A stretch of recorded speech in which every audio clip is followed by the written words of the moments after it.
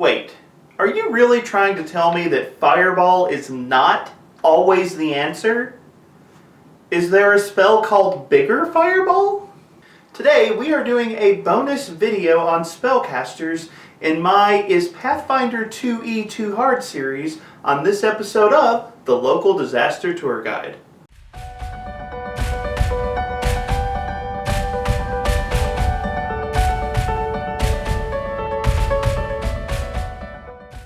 Hello travelers and tourists, my name is Mark and I am the Local Disaster Tour Guide. That's right, I am a storyteller who is desperately hoping that you're going to use Fireball in that 10 by 10 by 10 room. Man, that joke ages me. Welcome to my channel where we talk about role-playing games like Pathfinder and Starfinder. Today we are doing a bonus video in my Is Pathfinder 2E Too Hard series.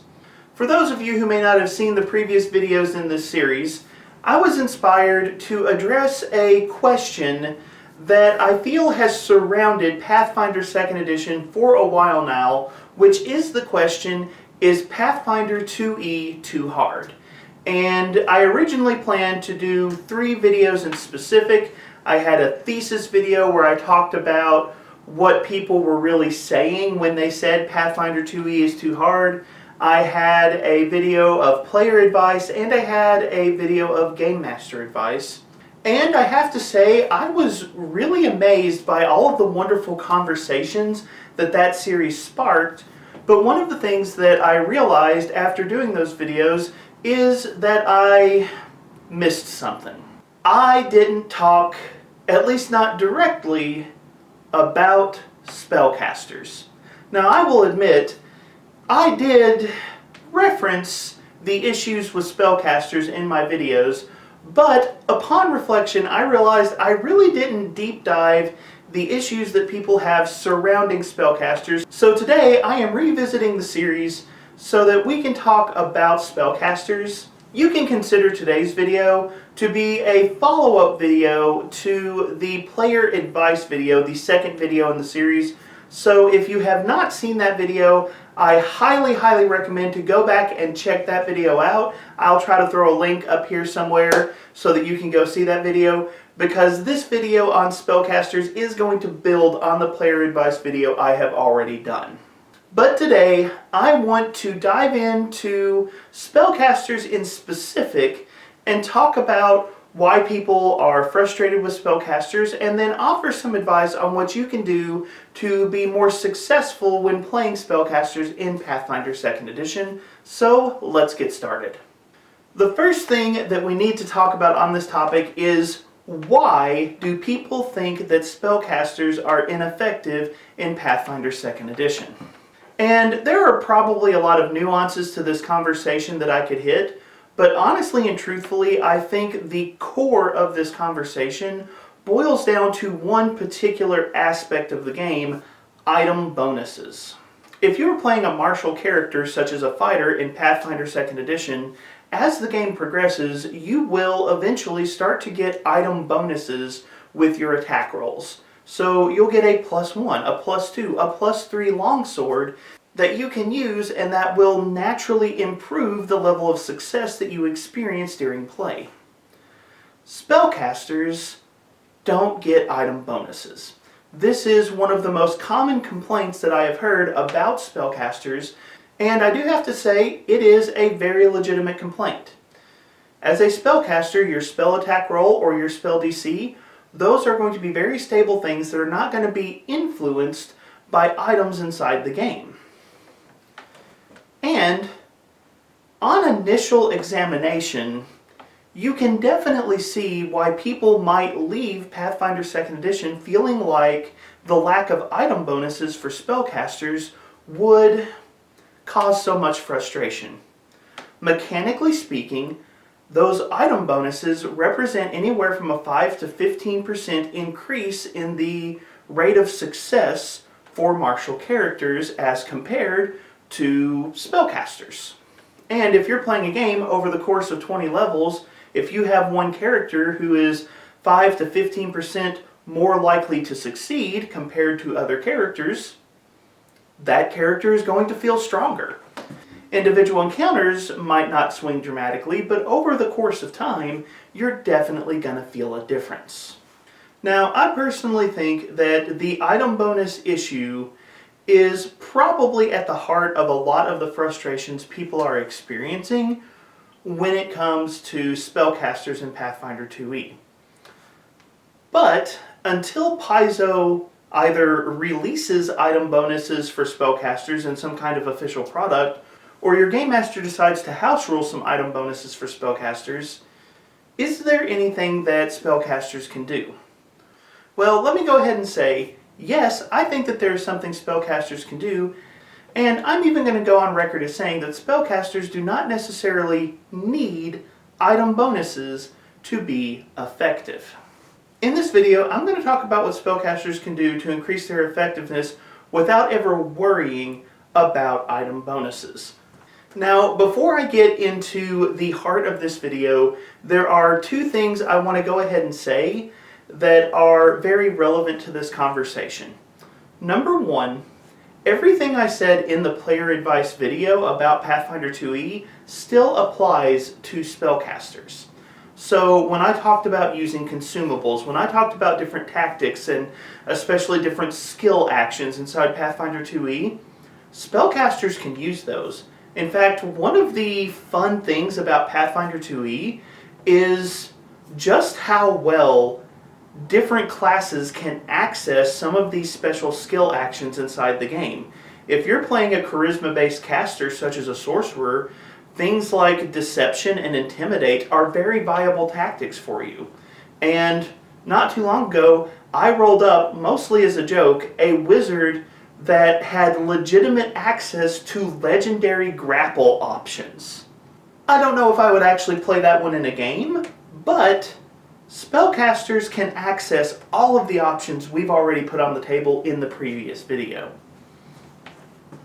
Another thing that I want to say is, challenge is not always a bad thing. Challenge can help us recognize moments to grow as players, as storytellers, and can actually lead to some of the most interesting and entertaining moments at our gaming table. Just because we're experiencing a challenge doesn't mean that we should just give up and walk away from a game. In Pathfinder 1st Edition, my favorite moment playing a spellcaster was a game where my Arcanist character prepared all of the wrong spells for the main fight in a given day. I walked away from that fight with like 3 hit points, and it was tense, it was stressful, and it was amazing. So just because you're experiencing frustration with the game in the moment doesn't necessarily mean that it's not going to turn into a good story. Be willing to embrace the challenge, be willing to face the game head on, and see what you and your character are capable of. But those are side notes. Let's get back to the heart of this video, which is the overall effectiveness of spellcasters in Pathfinder 2e.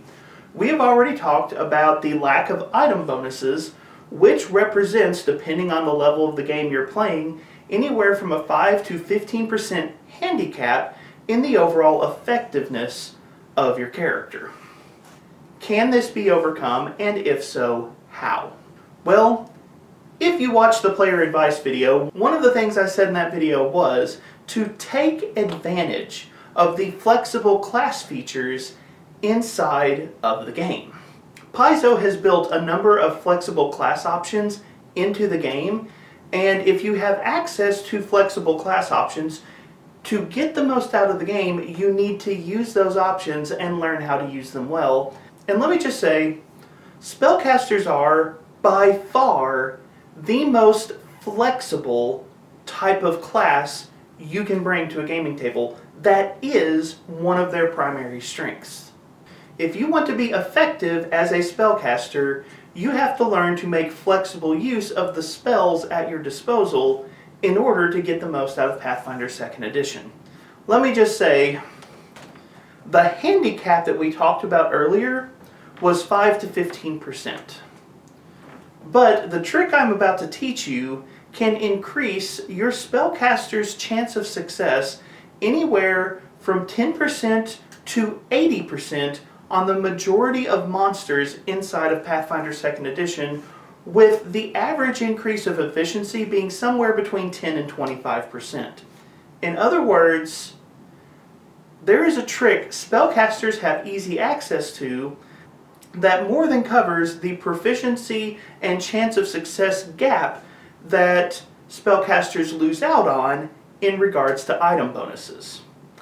That option is targeting something other than armor class. When we think about monster defenses, armor class is kind of the golden standard. It is literally the difficulty class that is assigned to the question, how hard is it to hit this monster?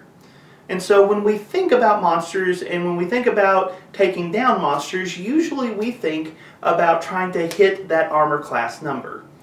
And with martial characters, AC is a pretty big deal. But one of the great things about spellcasters is you do not necessarily have to target just armor class. The typical monster in Pathfinder 2nd Edition actually has 4 different defenses: armor class, fortitude save, reflex save, will save. And you, as a spellcaster, are much better prepared to attack whichever of those defenses is the worst. Again, there is a ton of numbers and nuance and detail that I could really dig into here, skipping all that stuff. If you look at the typical monster and compare their AC, their fortitude, their reflex, and their will, and the chance of success or failure for any given offensive action, you will discover there is often a great gap between a monster's strongest defense and their weakest defense. Typically that gap is somewhere between 2 to 5 points, or 10 to 25% in terms of overall chance of success. Though in some extreme cases, if you can target the particular weakness of a monster, you can get some huge jumps in the effectiveness of your character. An on-level spellcaster casting the Daze spell on a Remoraz has almost a 75% chance of success, including a 25% chance of the Remoraz critically failing the saving throw because the Remoraz doesn't have a good will save. A spellcaster going after the Remoraz AC is probably going to be frustrated, but a spellcaster that can target a Remoraz's will save is going to find that they actually do really, really well in that fight.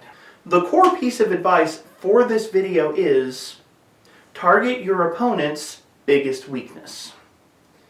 To give you an example of how well this can play out in a game, recently I ran the Christmas session for my Pathfinder group, and my group had to fight a group of animated statues which were all evil Christmas trees. That's literally what they were fighting. And the sorceress in my party quickly realized that these evil animated Christmas trees had a terrible reflex save. So she dropped a flaming sphere, and those Christmas trees, they didn't have a good reflex save. There were several critical failures on their saving throws. She strolled right through that fight without a problem.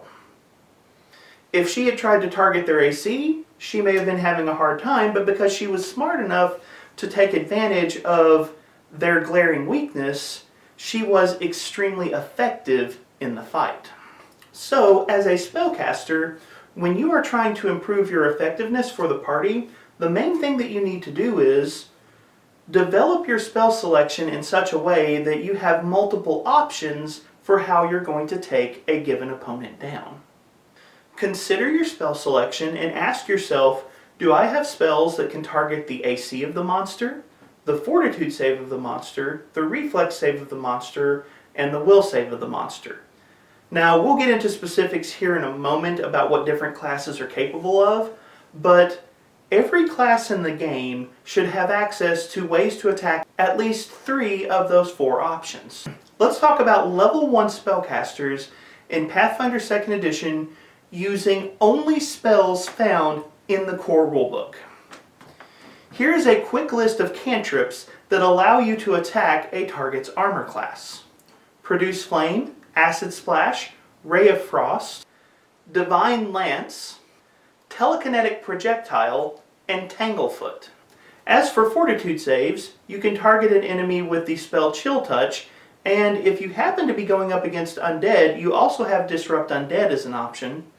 For Reflex saves, you can use what is widely considered to be one of the strongest cantrips in the game, Electric Arc, and then for Will saves, you can make use of the Daze spell. Level 1 spellcasters using only cantrips can very easily target at least 3, if not 4, of the defenses that a monster may have. Then you have first level spells. When we're talking about AC, first up let's just discuss Magic Weapon and the Primal version Shillelagh real quick. Those are spells that give you a repeatable attack against a target's armor class. And yes, I've seen a lot of conversations about how the best use of a wizard is just to cast Magic Weapon on the fighter. And maybe there's an argument to be had there, but there's nothing that says that your first level spellcaster can't use Magic Weapon or Shillelagh on themselves, and there are plenty of spellcaster builds that can effectively use weapons in Pathfinder 2e, and Magic Weapon is perfectly viable on top of those things. If nothing else, your spellcaster can pick up a bow or a crossbow, cast Magic Weapon, and become a lot more effective while not putting themselves in more danger. But those are not the only AC targeting options that you might have. Consider also spells such as Hydraulic Push or Shocking Grasp. These also target your opponent's AC. But what about Fortitude saves? Among first level spells, you may have options such as Grim Tendrils or Goblin Pox.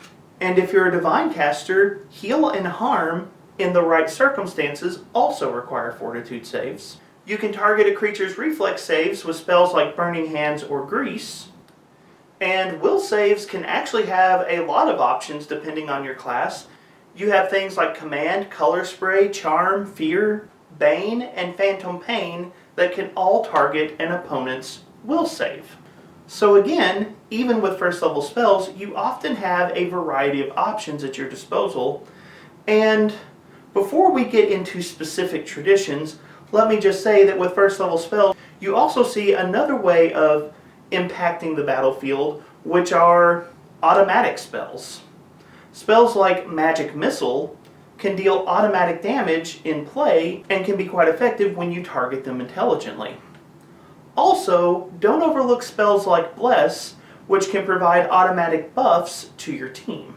With those lists, I've already shown you how a level 1 spellcaster can easily have 5 to 10 options for different ways to attack an opponent inside Pathfinder 2nd Edition, and when you tailor your attacks to the weaknesses of your target, you can be very, very effective at the gaming table.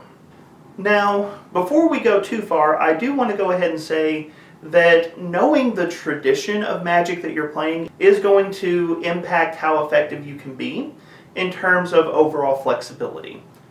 Arcane spellcasters are by far the most flexible in their spell variety, and as a result are going to have the easiest time tailoring their attacks to the weaknesses of a given monster. In fact, Arcane casters are the only type of casters that can target all 4 of a monster's defenses using just cantrips. Most of your other classes are going to have to get into first level and higher spells before they get the full flexibility that an Arcane caster has. But if you're playing a class like a wizard or a sorcerer with an arcane bloodline, you have a ton of flexibility just using your base cantrips alone. Divine casters are actually probably the most limited when it comes to flexibility in how they are going to approach their opponents. One of the good things about Divine casters is at least part of your role is probably healing and buffing anyways, so the offensive options are not quite as critical for you.